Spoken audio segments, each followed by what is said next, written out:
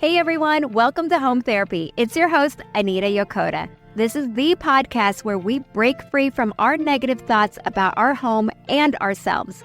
As a licensed therapist and interior designer, I'm committed to bring you raw, relatable, and revealing home therapy sessions to help renovate the real in all of us. But guess what? It won't be all serious business. I love having fun, so we're going to definitely include the ridiculously crazy and funny moments we all experience at home. From DIY fails to spontaneous paint jobs and even discussions on how to decide on a style with your partner, how to motivate your kids to organize their spaces. Sound familiar?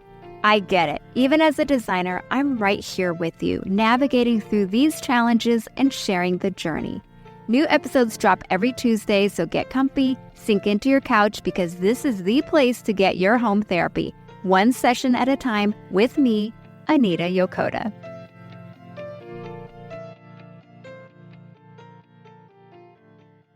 Today's home therapy session is with my lovely friend, Cara. She was so gracious to have me on her podcast recently, and now I get to have her on my podcast.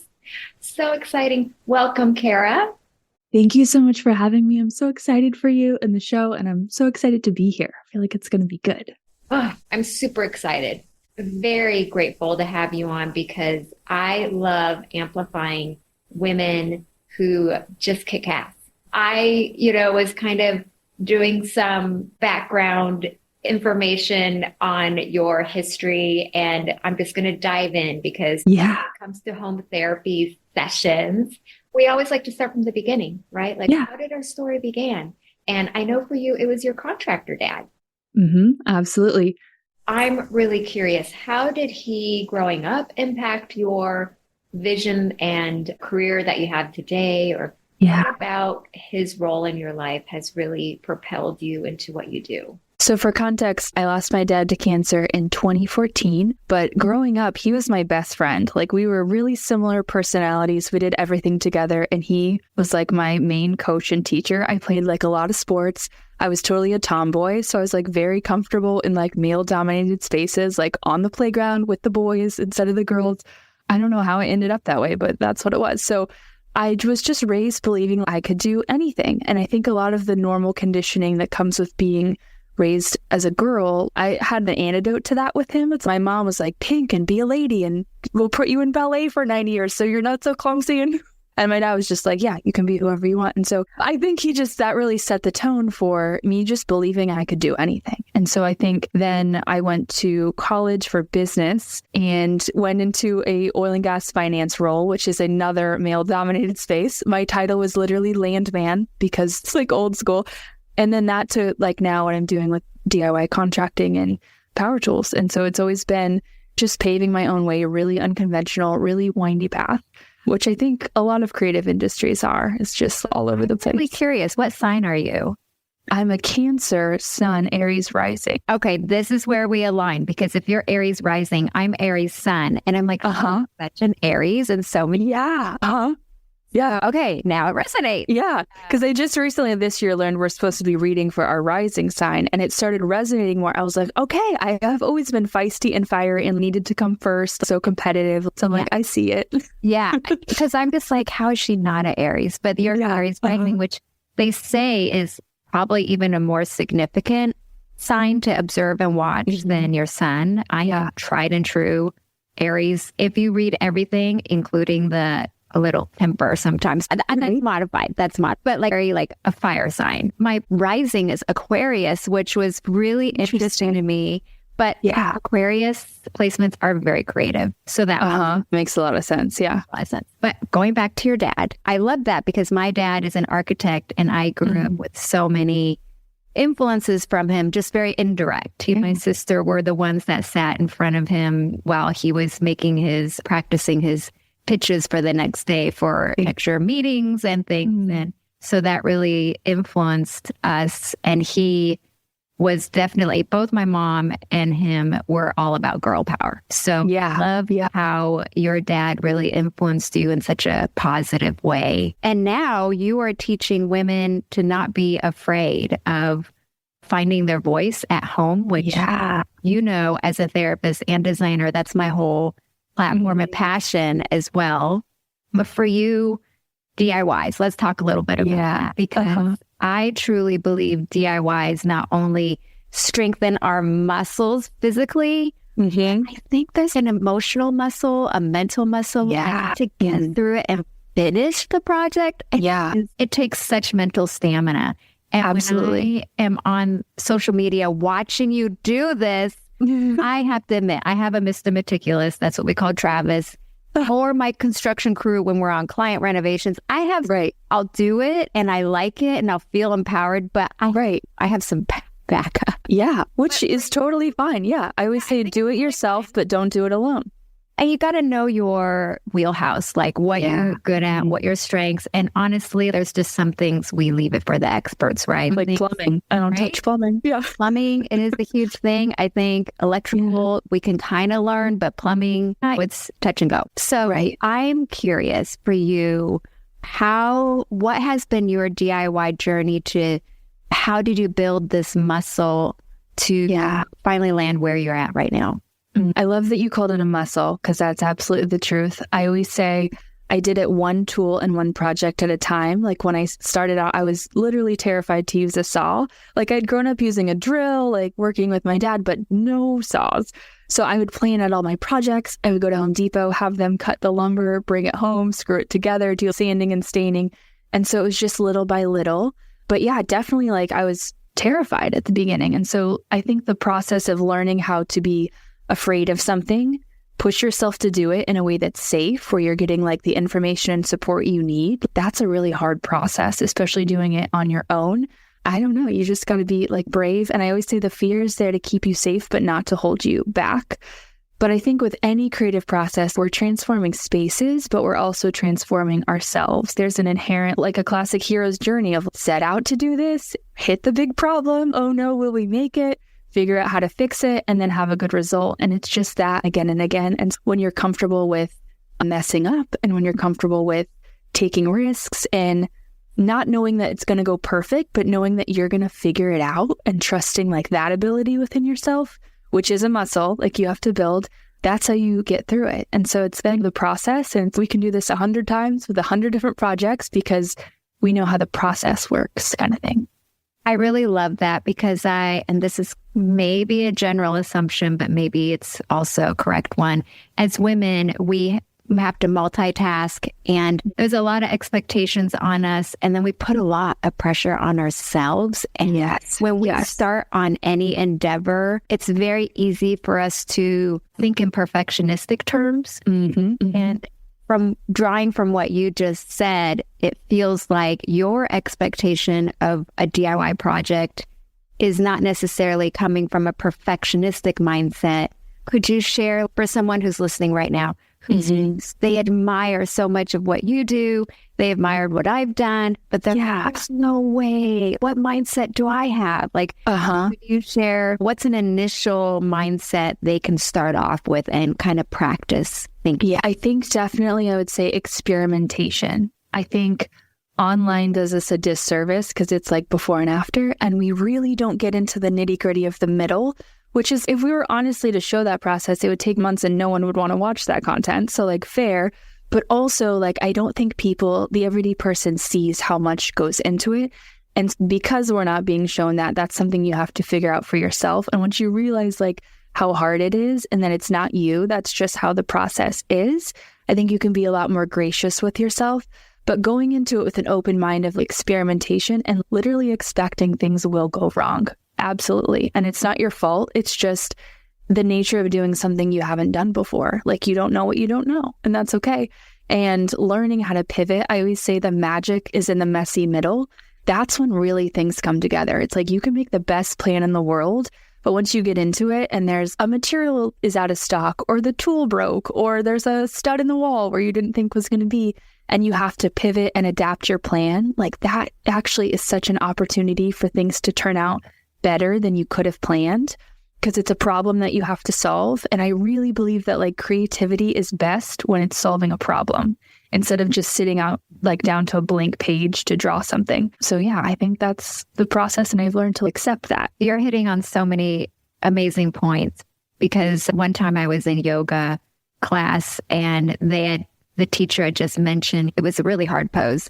And he said, just lean into the pain, like instead of fighting it, lean into the pain. Yeah. And I was like, what a great analogy for everything else that's challenging for us. Yeah. And when it comes to DIYs or learning a tool, I think I definitely can do the drill. I can put someone by me. I can do the saw. It would be very scary to do the saw from scratch by myself. Yeah. Now I actually really love cutting tile. That is, it's so satisfying. Yeah. I love that. But for you to mention the messiness in the middle, because it's in therapy, that's what we help people with is accepting the mess. I appreciate the words that you just shared. Yeah. You have in your collection of DIYs, I'm so curious, has there ever been one DIY that you felt was like, oh man, that was the most mentally, not just physically, but that was a humdinger. Like that was a really mentally challenging DIY. And I'm curious how you got through to the end. All of them for different reasons. But I think early on, I had this like bar cart I made where I really planned everything out, had all these measurements, went to put it together, and it was just crooked and wonky, and it was on wheels, and it was like hobbling along. It was horrible. I ended up like scrapping it completely because it just didn't work out.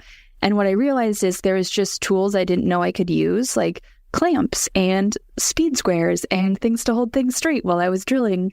And I really took it personally, like my plan was bad, when I later realized I just didn't know the things that could have made it easier. And so realizing that it's not your skill that's maybe lacking, it can also just be tools or just like knowledge you need to gain. And then a larger DIY project is this house, it just keeps getting wet. Everything is like there's pipes burst and the roof is leaking and like all these unexpected things where, you know, as you go on, like the projects get bigger or the stakes get higher or your skill level expands, but you hit the scale increases, but it's the same dynamic. Like, what am I getting into? I don't think I'm ready for this. And yeah, I think learning just to be comfortable with it's a dumpster fire, but I will figure it out because I always have. And I know I can do that. But I also just view it as that's like a natural growth cycle. Like in our society, I think we always think of this linear like growth where it's like 1, 2, 3, next. But really, if you look at nature, it's like there's a whole process of like fall and then decay and then things being destroyed. Or like within DIY, like there's demo. And so there's a part of creation that's actually destruction and actually getting yourself to a blank slate or in the middle of the mess where you can then make something. And so that's like normal. Absolutely love that. In fact, that's something you help us go through in your journal. Yeah. And it's like just highlighting the seasons and mimicking that to our evolution at home. Yeah. So fantastic. So now that we're in the new year, what season are we in? What's your advice on what we can do in our home now? Yeah. I think a lot of people go into January with New Year's resolutions, blank slate, whatever. But if you look around, winter is still sleeping. Everything is still resting. And so if you don't feel that fire to fix your whole house and organize everything, that's actually probably normal. And that might come in spring. It's like there's spring cleaning and new beginnings. And so I would say just use this time to observe. I think as the weather is cold, we're inside more, you can observe how you're existing in your house and bring to your attention problem areas, what rooms aren't working, where are things piling up and building up, and noticing so that when you do feel inspired for spring to start new things, you have that context and you have, okay, I see this space that could really use something. Now it's go time. Let's do it. But taking time to just be restful and just observe is really underrated. It can really help you make a plan that's a really aligned plan where you know what you want versus being rushed. I need to change. Let's go to Pinterest. Let's find a photo. Let's like start today. So yeah, that's what I'm doing over here, at least. I love that. Now, for personalities like mine who want to take rest, and I do take rest. I actually have seasonal affect disorder. So it's the next few months is always a struggle. So doing something with my hands, I'm tactile. It's my outlet. It's my release. Yeah. What's your take on observing our home and being with our home, which I'm totally on board with. But are there any small, quick, easy design projects that you think will hold us over into maybe bigger, larger projects in the spring or summer? Like, what are your favorite go-to design small projects that we can tackle now? Yeah. Ooh, I love this question. I was the kid that was rearranging my room every other week. So I think there's so much power in reworking what you have to experiment and be like, okay, if I move this lamp over here, like, how does that change the room? And so getting tangible and like rearranging things and just like living with it for a second to see if you like it can help inform the big decision and the big makeover later, so that you know what you want and like how it looks. I love art. Like, I love doing like little frames, or I always use like drop cloths like for painting and make my own canvases, which is amazing for like big scale art too, because it's so cheap to do with just some lumber and a canvas or a shower curtain if you don't want to do your own painting. But art's always really good because I feel like everyone always has a blank wall that you're looking to fill. So doing a project where you're like, I made that, and it's more small scale and simple, and practicing tools, that can be really fun. Lighting, I always just add lighting to every single corner, or like a mirror. What's your favorite type of light? Like sconces, lamps, table lamps? What's your repertoire? Definitely floor lamps and sconces and dimmable. And I really like the lamps that go over photos for gallery walls. They just make everything look so elevated. And there's like those rechargeable ones, which is amazing. You see those ones from Amazon? That's really amazing. Yeah, they look like real hardwired, expensive gallery lights, but it's $30 and you can recharge it and hang it anywhere. That's a 2024 design element I definitely want to add, is those lighting.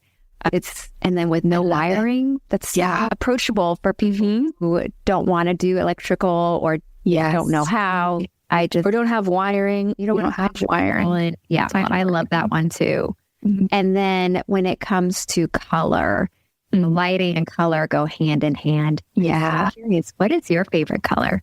Oh my gosh, it changes every day, but I think currently brown, which is really random. I just love like the earthy, like I'm loving like a deep, moody brown, which is weird, but that's where it's not weird because it is on trend. So right? It's a huge trend towards dark, moody. So instead of white, cream neutrals, it is now into the dark, moody brown neutrals, and maybe a undertone of burgundy into the brown, like I see your backdrop. And that. Like earthy and deep and Yes. It's so funny. I don't know if you struggle with this, but what we grew up with sometimes will counteract what's on trend now. Yeah. Maybe, I'm pretty sure I'm older than you, but there's things that are just like, but why? I grew up with that. And I don't know if it triggers a lot of core memories that are not bad, but it's like, it feels out of date because you grew up. Yeah, exactly. Like even fashion too, like all the 90s stuff is coming back, and I already wore all this and I don't know that I could do it again. Like I want something else. Do you remember the whitewash, what is it, stonewash jeans or what? So much stonewash jeans. Like when my daughters wear it, I'm like, oh, that's so outdated, right? Exactly. I'm with you there. There's a lot of like Nancy Meyer kitchens coming back. And I remember going to friends' homes. We grew up in an Asian American home, so it was more mishmash of Asian and Western culture. But I remember going to my school friends' homes and their kitchens. And so when I see it, I have wonderful memories, but at the same time, it feels, am I back in time? Like time travel. Really? But that's what I always laugh about, is if you wait 20 years, it'll be back. I'm really hoping these popcorn ceilings come back so I don't have to scrape them, because that's the worst project. So I'm like, anyone, it's time. It's been years. It's so funny. Which leads to my question is, okay, brown is your favorite color. What is your hugest design ick? I'm so curious. Is it something that just gets your skin crawling? Yeah, I feel like right now it's like chunky wood that's like where we didn't stain it right because we didn't put wood conditioner and sand it, which I know is just a look, like it's just rustic. But I think for me, oddly enough, it's like my mom's design style. Like she was like farmhouse before farmhouse was cool. So she always had all these antiques and all these like old things around, and I just hated it all growing up. I wanted it modern and clean and 2000s vibe, sleek and stainless steel. And so it's like funny because that's just a personal thing. Like it's a totally valid design style, but I'm like, ugh, no, that looks like my mom. It looks old. It looks funny because lived in style, lived in homes are completely trending right now. And I love it because there's less pressure on us, right? Like living in the mess. That's amazing. Yeah. But then it can veer into certain avenues where I do get a little cringe. Right. I don't know if I can relive that rustic accent wood wall anymore. Right. It's too much for me. Yeah. It was beautiful in its time, and it still is beautiful for people who love it. Right. But I think I'm like you. I've always been more clean and modern and light and bright. But I am really loving venturing into the moody room aesthetics. I'm excited to try that out. Yeah. How about you? Same, because I don't usually do that. But then looking back, it's like I had a whole era where I did everything dark brown, maroon. My like whole room in high school was like coffee theme. I like stole paint out of the garage, and it was very like dark and moody and like a coffee shop vibe. And I'm like, oh, I have done this before, so I'm ready to go back. Let's run it back. Yeah. And then because we've evolved as people and individuals, it's like really fun to see how we put our take on it now. Like a different twist. Yeah. Yeah, a different twist. Yeah. Talking about how we've evolved as individuals, you and I both have partners and families. I'm curious, has your family evolved with you in the home? And I know your children, do you have one? I'm sorry, do you have just one? Yeah, Ella, she's 7. Oh, yeah. Sweetest age. She is. She's getting sassy, but she's still so sweet. Yeah, angel baby.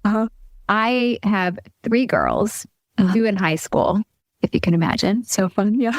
And I do get some pushback sometimes of ever changing our house. And especially my oldest is an introvert, and they tend to not change as much. As we are always trying to inspire others outside our home, it's like a balance of having some kind of consistency and stability for our own family. Yeah, absolutely. For a friend, how do you balance all these wonderful inspirational projects? Because I assume the majority of your work is at home. Yeah, it is. Okay. How do you balance that with your family? Does your partner like the change? Does he resist some change too? How do their communication process? Yeah. I think initially I did it the wrong way, which was just like, I'm going to do what I want, and you all are just lucky I'm making it nice kind of thing, which worked for a while. And I think my partner's really relaxed, so he doesn't have strong design tastes in any direction. He's a person that would consider himself not creative, even though I'm like, yes, you are. You just haven't practiced. So he gave me free reign of do whatever you want. He's also colorblind, so I can get away with a lot. So that's nice. And then my daughter like thrives in chaos. It's like the funniest thing. She for real just likes things to be chaotic and active and fun and changing. And as long as she has all her people, the environment can be whatever. She just needs her people around her. She'll miss her grandparents when they're not there, but the house can be ripped apart and she's whatever. So I'm like lucky in that I have the dream set up for just being like ever evolving. But yeah, learning to really design for everyone and consider everyone in like those joint spaces. It was a lot of hiding things in baskets and like making sure it's functional, but it looks cute kind of stuff. But it's a balance. It's like an ebb and flow. And I think it's like where you're constantly evolving, because the second like a room is done, it's like, now everybody's older and we're not playing with those little baby toys anymore. And now we need to kind of change it up, and we need the iPad charging station. And so, yeah, just being comfortable with I'm never going to be done. I like initially used to think, okay, we'll eventually finish this house. No, you will not. And for me, I always end up moving before I get close to done anyway. So we're just constant state of flux and letting it be that. And actually that to take a perspective from your daughter, instead of seeing it as something negative, because a lot of people would see chaos and messiness or in between as something negative. It's actually, it can be seen as exciting. Yeah. And another opportunity to be creative in our own home. Our home is going to be our home for a while because my girls love their schools and their neighborhood. Southern California is probably a little more expensive than other areas in the country. So we don't have the luxury to move. And I've really had to change my mindset. Thankfully, I finally reached a point where I'm at peace and happy with that my home is going to be in flux for a while. And I don't know where we're going to land later. But you know what? It gave me a brand new set of eyes as far as projects at home. Yeah. I'm so excited about that. And one of the things I really want to do is help each person in the family maximize their self-care moments.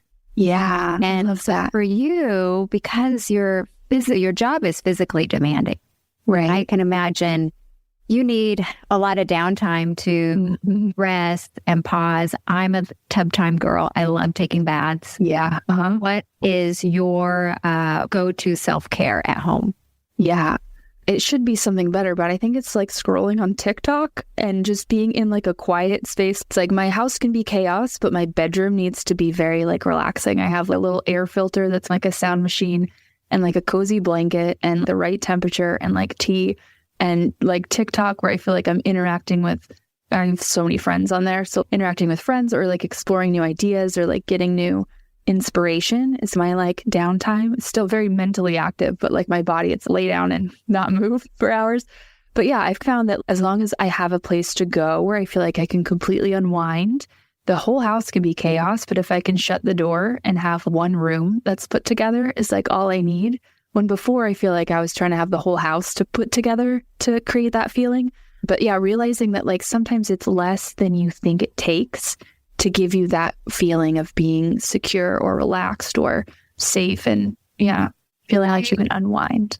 I really love that because it gives people permission to not follow what traditionally we hear over and over again, which is the setup is the same, but a lot as a therapist, I generally say don't go onto your devices. It's probably too overstimulating.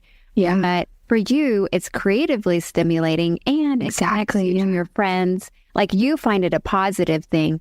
So this is where your self-care, and when I say your, general speaking, it's really up to you. Don't judge yourself based on what should be or could be, but just base it on what makes you feel good. And for you, it's doing exactly what you described. Yeah. And it's not so much the activity itself, but like your relationship with it and how healthy that is. Because I've definitely had a very unhealthy relationship with social media in the past, for sure. So I absolutely get the advice of lock your device away and don't like have a device-free space or whatever. But yeah, I think once you can have healthy boundaries around how you're using it and that it's really doing good in your life instead of distracting or being a negative influence, then that's what it is. Yeah. And that's very inspiring for me because I think I'm still in the journey of finding the balance and boundaries of social media in my personal life. So hard. So much. So one of my personal goals for this year is to continue. I've come a long ways, but I'd love to get to an even more peaceful I feel that too. It's like such an ebb and flow. Like just when you think you're okay, then something else happens. And now there's an influx of people like really intense and comments. And so then there's times where I'm like, oh, I don't have a great relationship right now because people are all coming for me for how I built these stairs. And it's like actually affecting me when sometimes I'm like, I don't care what you think. Some days I'm like, oh, I did do that wrong. You're right. So yeah. At the end of the day, we are all human. And I'm just grateful that we have found our homes as a home therapeutic setting to be creative. I think it's safe to say for the both of us and for so many listeners, it's that urging, that craving to share our voice through creativity. I just wanted to thank you for coming on and sharing your thoughts and your amazing abilities. And again, helping us understand that there's permission to not be perfect. Yeah. Oh my gosh. Thank you so much for having me. I'm so excited for your show and your work is like so beautiful, feeling such a needed space to help take people like so deep into what their home could be. So I'm inspired every day by what you do. And I'm so glad to be here. I love it. Yeah. It's all about energy. I always say the universe connects people who are energetically aligned. Yes. I used to have a therapist. He was my mentor. And I remember him saying, because I was trying to build up a private practice for the first time when I graduated. And he's like, Anita, good people know good people. And that just stuck with me because I really believe that. I feel like I've seen it in action this past year of like people being brought into my kind of circle where I'm like, I see. Like this is everybody's going to win. And it's like people I can really encourage and build up and they do the same for me. So so special. Yeah. Well, thank you for coming. Thank you. Yeah. Thanks for having me. Thank you so much for listening to this episode of Home Therapy with Anita Yokota. If this episode resonated with you, consider passing it along to a friend, family member, coworker, or roommate. Spread the love, one home therapy session at a time. New episodes of Home Therapy are released every Tuesday. Subscribe to this podcast and never miss an episode. To leave a rating or review of the show, head to Apple Podcasts and let me know what you think. I love hearing from you. Not to mention, you can stay in touch with me throughout the week, seeing behind-the-scenes info and sneak previews of upcoming guests by subscribing to my website, anitayokota.com. All information about today's show and guests will be linked in the description of this episode. Thanks again for listening. I adore our time together so much, guys. Let's keep our intentions focused and calm, and as always, use your home as therapy.